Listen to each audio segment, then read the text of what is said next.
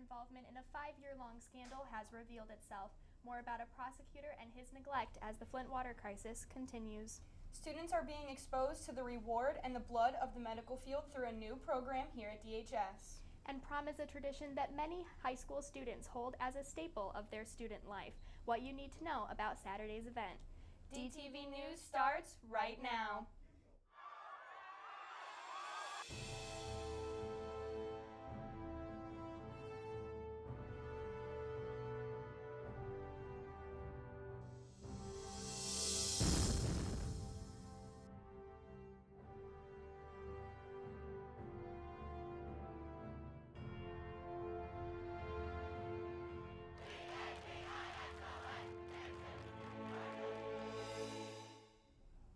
The lead prosecutor in the Flint water investigation, one responsible for charging 15 people with involvement in the crisis, is now facing some serious consequences after the apparent neglect of important information.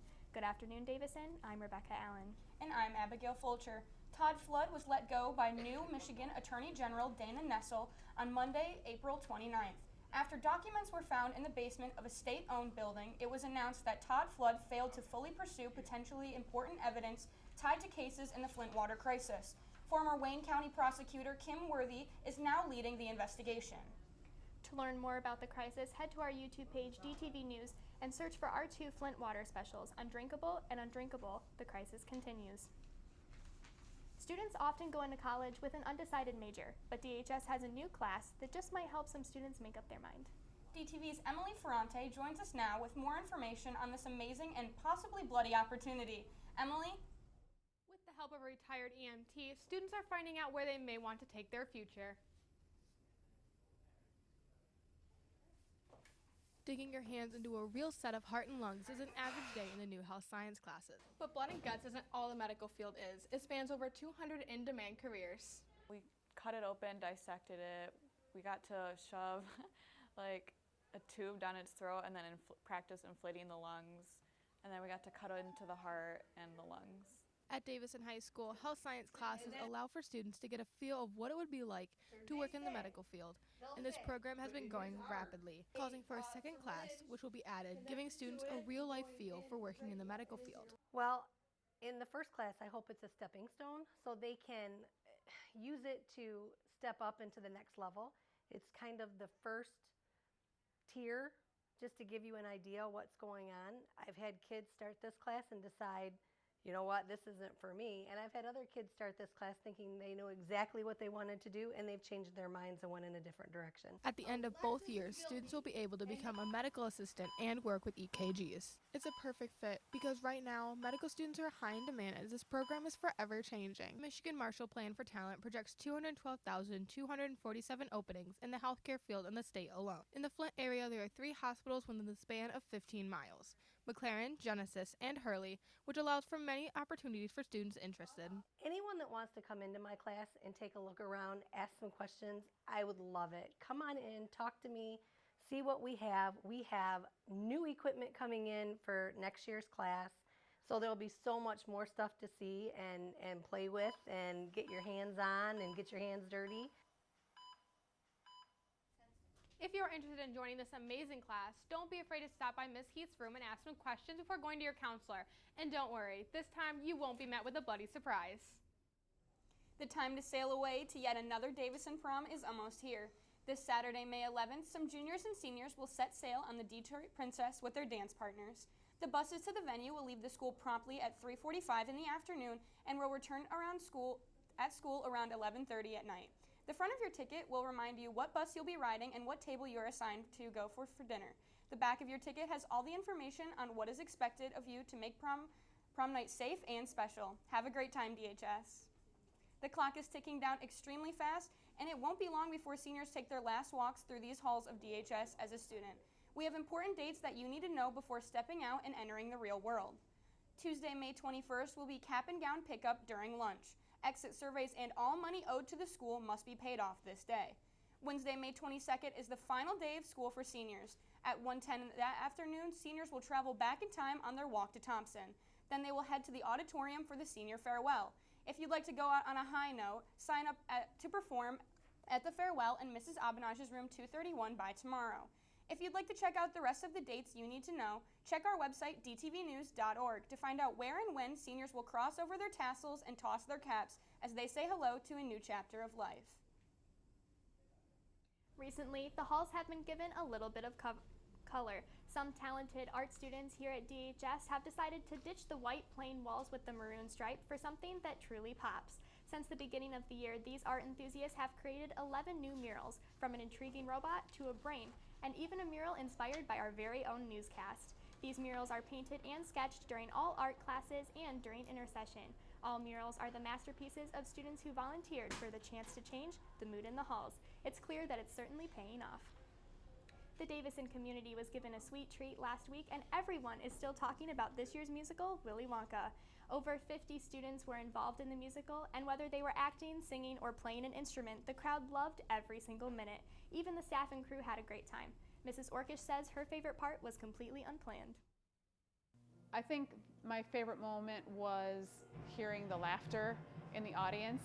There were a couple things that happened that were not planned. Like we had a malfunction with a curtain, and Cole was on top of the ladder, and the ladder got stuck on the curtain. And so as he was stuck on the curtain, he just popped his head out and started, and it was hilarious. People laughed, and they thought that was just part of the show. This year's production was the 54th musical put on in the Maxine I. UD Auditorium here at DHS, and was undoubtedly a great laugh and an even better treat. Great job, guys. Coming up in sports, a beloved ice rink's recently announced closing has rattled both athletes and fans. And Riley Wilcox will bring you the player profile of a Cardinal athlete who dominated the winter season before it melted.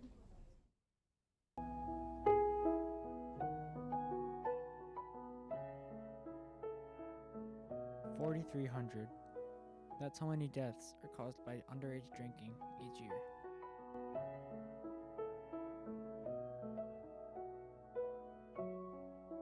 One out of 10.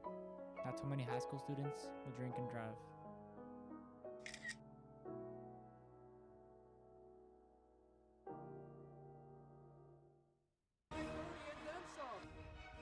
Davison is going for the upset. For that strong arm.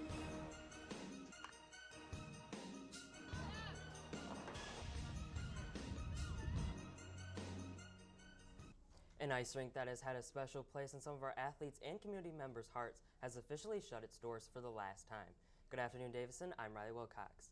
On April 15th, the Polar Palace in Lapeer officially announced to the public that they'd be closing their doors at the end of the month. To commemorate the legacy of the ice rink, they ended with 3 days of alumni hockey tournaments. The Polar Palace has hosted tournaments for the Davison hockey team and other teams since their open in 2000. General Manager John Hosking thanks his fellow staff and hockey lovers for the Polar Palace and its golden years. It's been our pleasure to be a big part of the community for the last 19 years, and we're sorry to see that it came to this, but we're leaving with a lot of really solid memories of what was done here over the last 19 years. So again, just thank you to everybody that ever walked through those doors.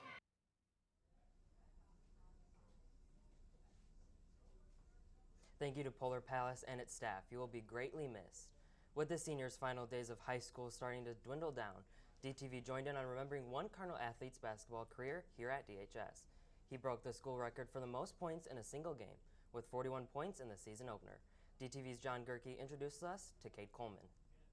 Sharpshooting 6'6" senior shooting guard, Cade Coleman has been draining threes since he was a youngin' freshman year. Cade has been Davison's Kobe Bryant, lighting up the offensive end with 18 points per game on an efficient 50%.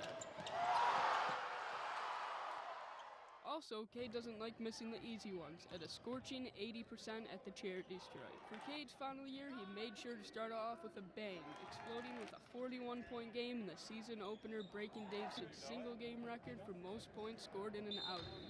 The Cardinals finished the year 9-13, losing to Grand Blanc in round 2 of the 2019 districts. But Cade's last hurrah was affected on a shoulder injury, limiting his versatility on the court. but that didn't stop the scouts from being attracted to Cade as a player. Cade's after high school plans are going to Siena Heights to continue his playing career. It's all 4 years, hopefully succeed out there, but just mainly get my degree. And Even though it didn't end on a perfect note, Cade had a great career at Davidson. I feel like a lot of our team was injured and stuff, but yeah, I feel like it kind of set us back a little bit because we were close in the last game. We just let it slip through our hands. So. To see more on Cade Coleman, head over to our website, dtvnews.org, to read an article about his time at DHS, and while you're there, you can also check out highlight reels from all 4 of his seasons. On Monday, April 22nd, junior Lily Brown from the varsity softball team here at DHS was nominated to take home Flint Area Athlete of the Week. The Flint Area Athlete of the Week is awarded to one Mid-Michigan student once a week for their skills out on the field, court, or even softball diamond. Lily received her nomination for taking her team to 2nd place out of 8 teams at the Red Hawks softball tournament at Troy Athens.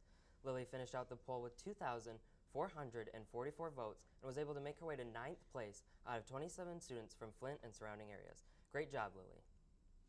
On Monday night, May 6th, the girls' lacrosse team dominated the field, knocking out the Flushing Raiders 12-5 for their 2nd win of the season. Peyton Dieterle, Ashley Wood, and Gabby Kollick all put the ball in the net, not once, but twice, with Sophie Rosario and Avery Metzger both bringing back a goal. Goalie Nora July was able to block 12 attempts from the Raiders. Junior Tia France, in her rookie season, scored 4 points on Monday. Tia, among 18 other student athletes, ranging from freshmen all the way to seniors, joined the team this year to make a pack of 29, but tells that having a new team has not held them back. We have a lot of new players on our team, like myself, and together we get to grow and experience like new things as we all learn how to play together. Most of us have came in like not knowing anything, like getting our sticks like the day before tryouts, and just like starting from like the very beginning to like getting where we are now. Great job to you ladies, and way to show that hard work and determination can have huge payoffs. On Tuesday night, the track and field team declawed the Bobcats in their 7th meet of the season. Although they weren't able to bring back a team win, they brought back 5 first places. Madeline Elmquist was able to climb to the top and take 2 first places. She won them in pole vault and discus. Other first places by the Cardinals include Jessie Mallett in the 100-meter dash with a time of 11 seconds, Allison Hawk in the long jump, and Nick Nagel in the pole vault. If you weren't able to make it out to Bobcat territory to see the Cardinals, they will be back in action tomorrow afternoon right here in the Nest.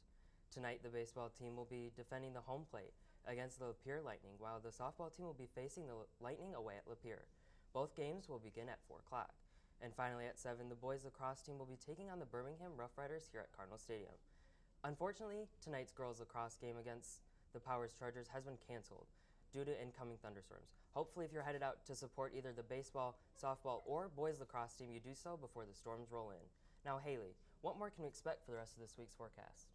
Sadly to say, it's looking pretty gloomy. Good afternoon, Davison. I'm Haley O'Connor, back on weather. I don't know about you, but I sure am loving this continuous rain, especially for today. We are going to have a high of 74 with thunderstorms and a 90% chance of rain.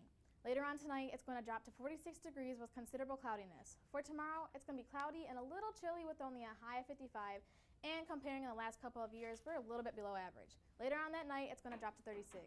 For the weekend on Saturday, we have a high of 59 and mostly cloudy with a low of 41. So juniors and seniors, bundle up for your trip to Detroit Princess this prom, because I'm sure once you get out on the water, it's going to be pretty chilly.